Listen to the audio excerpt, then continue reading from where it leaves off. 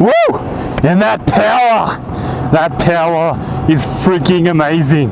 Good afternoon, guys, and welcome to another vlog here in the mighty outback of Australia. I've got my Kawasaki Vulcan S 2015 model. So basically, I've been a long-term owner of this bike. I've had it for 2 years. It looks amazing. Check out my stylish boots, by the way. Woo! They're definitely not riding boots. And these pants, man, let me just tell you, if I fall off this bike, my legs and my feet are gonna come off. So anyway, you guys have obviously clicked on this video because you want to know, why am I selling my Kawasaki Vulcan S? I've had this bike for 2 years. Between me and my brother, it's actually his bike. We've both been riding it. We've only ridden it 4,000 kilometers in 2 years. Can you believe that? Whereas my Kawasaki Ninja ZX6R, I've clocked 60,000 kilometers on it since I bought it like 3 or 4 years ago.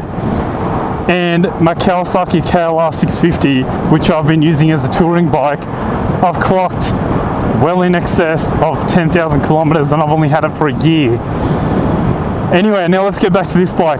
It's an amazing bike. Twin cylinder, 650cc liquid cooled engine. That is an engineering marvel. It can get about 25 kilometers per litre when it comes to mileage. It's got great handling. It's basically a hybrid between a sports bike, the Ninja 650, and a cruiser bike. This really puts this bike into a one-of-a-kind category. So there you go, you've got a bike that looks great, it's comfortable, it handles great, it's fast, it's basically got everything, it's an all-rounder. So why am I selling the bike? Like, what the hell is wrong with me that I would want to sell this bike? It is so frigging good. I'll tell you why. Kawasaki really thought about this bike. They thought so much that it was inevitable that they would create such a masterpiece. The way they've intricately merged a cruiser with a sports bike is just beyond words, and I'm struggling to find the words right now. But sadly, the thing I find about this bike is, and you won't understand what I'm talking about until you guys actually go and test ride one for yourself. So make sure you don't buy this bike until you actually test ride it, obviously. And once you test ride it, you'll know what I'm talking about. This is actually, I don't know why, an extremely boring bike to ride. It's so freaking boring.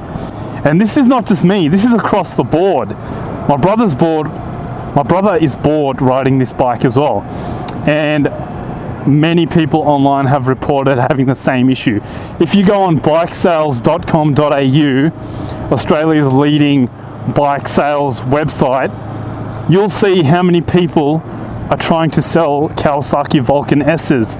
And a lot of them have only clocked like 2,000, 3,000, 5,000 kilometers on their bikes. That is nothing. And the reason is because, to be honest, when you merge a sports bike with a cruiser, what you get is not that exciting.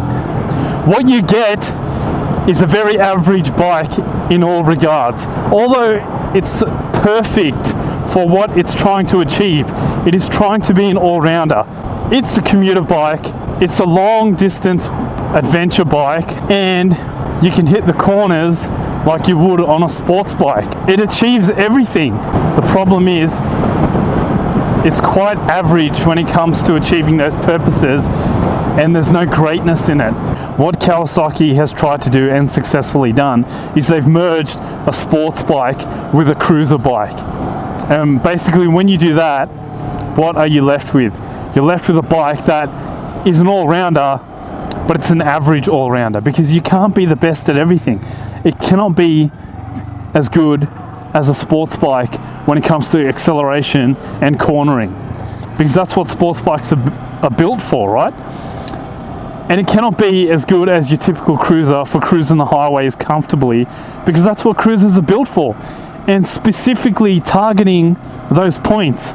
Anyway, so once you try to merge everything, and you do so, what you get is an average all-rounder and something that's quite boring. It's a great commuter bike, but that's about it. It's quite boring. I don't have fun riding this bike around at all. It doesn't provide me that excitement. Oh, so nice. Gave me the bike a wave. Oh, fuck you then. No, I'm just kidding. He was obviously focused on the road because he's a great rider and he's making sure that he's safe. I don't think these lights are going to turn red for me, eh? I don't know how the sensors for traffic lights work, but there's been plenty of times where I've been on my motorbike alone and the lights just don't sense you. So they never change and you're sitting here waiting endlessly for another car to come. Oh, I spoke too soon. Lol. Oh God. Oh man, you know when you're riding and like you got that short motorcycle jacket and then suddenly you just feel like go up your back a bit and then you just feel your butt crack get exposed as you're turning right at the intersection back there. Man, the life of a biker. Oh, and here's the other downfall about this bike. So when it comes to lane filtering, right, man, the handlebars are so wide that you're basically like struggling to get between this thing. Like it's still doable, but it's not as easy as you think it should be, right, on a motorbike. Anyway, so this bike, great acceleration as you just saw. I wasn't even accelerating hard, man, just going, you know, average amount of acceleration. I even kept it in eco mode that whole time. And, you know, I was way ahead of all the cars. And that's what you need in a motorcycle. You need to get ahead of the rest of the traffic so you're out of harm's way. One thing I will say, if you're looking for a cruiser that is not so cruiser-ish, like a big heavy hunk of Harley Davidson, and you're looking for something modern with that Japanese technology backing it up, then this is definitely your bike. And by no means do you take this silly little review as authority over your decision on whether you should get a Kawasaki Vulcan S or not. Just disregard everything I just said, because this is the Harley killer, this bike. Harley killer! Yep! Skra! Hey yo, I'm a modern rapper G, and I'm coming to you with the Harley killer. This is the Kawasaki Vulcan S. It's gonna be a filler. Yeah, as you can see, I'm riding on the wrong side of the road, y'all. I'm on the left side, cause I'm in the land down under. But this is a land down thunder, where I'm riding the Kawasaki Vulcan S like the thunder. Kawasaki Vulcan S, yes, it's better than sex. Kawasaki Vulcan X, I mean sex, S. I hope you guys enjoyed my foul rap. Make sure you guys hit the subscribe button, because I'll tell you guys right now, but as of now, you're seeing a rising star on YouTube. I'll guarantee you guys right now, in a year's time, if I don't have over 100,000 subscribers in a year from now, just end my life, because it won't be worth it anymore. I live for this shit. I live for YouTube. I live for motorcycles. And I live to bring you the very best content in the motorcycling world on YouTube. By the way, my background is filmmaker. I make films. I don't generally do motorcycle reviews. But I'm also an avid motorcycle lover. I could make a love to motorcycles all night and day. And on that note, after I've declared my highly attuned set of special skills, I will recommend that you guys hit that subscribe button, or something bad could happen. Man, how beautiful is this? Seriously, just cruising through the Australian outback forest.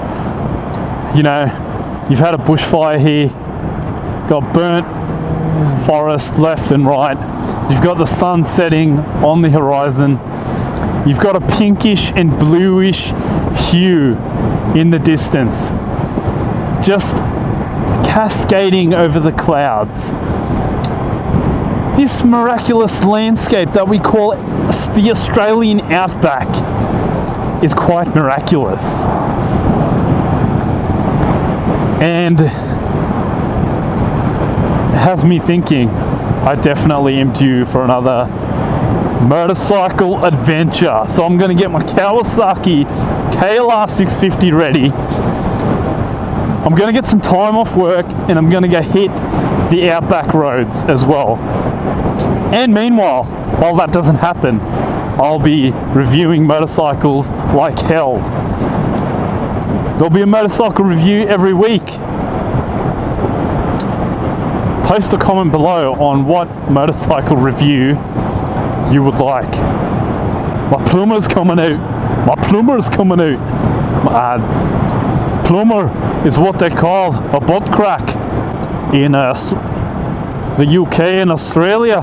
So basically a plumber is when, you know, when you hire the plumber to come around your house and fix up the pipes, and while he's cleaning out your pipes,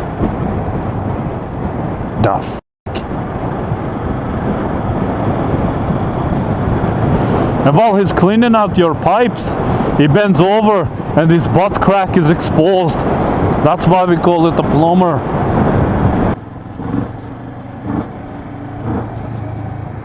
I love that. I love that sound. Oh, he loved it too.